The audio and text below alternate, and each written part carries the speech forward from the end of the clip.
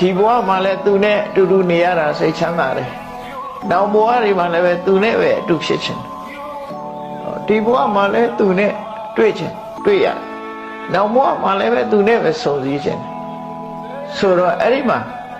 ဘဝဆက်တိုင်းဆုံစည်းတဲ့နည်းလေးကိုမြတ်စွာဘုရားဟောထားတယ်အဲ့ဒါလေးကိုမှတ်တယ်ဘဝဆက်တိုင်းဆုံစည်းနိုင်တဲ့နည်းကိုမြတ်စွာဘုရားဟောတာတို့ဥပဒကဥပဒိကမမျိုးတို့ဇနီးမောင်နှံနှစ်ယောက်စလုံးဒီဘဝမှာလဲ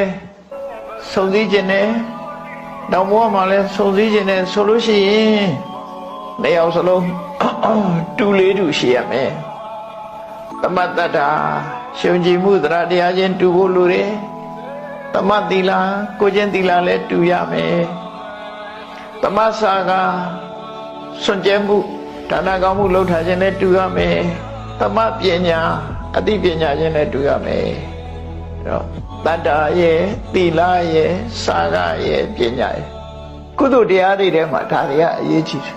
ယုံကြည်ချက်တူရမယ်ကိုချင်းသီလတူရမယ်စာက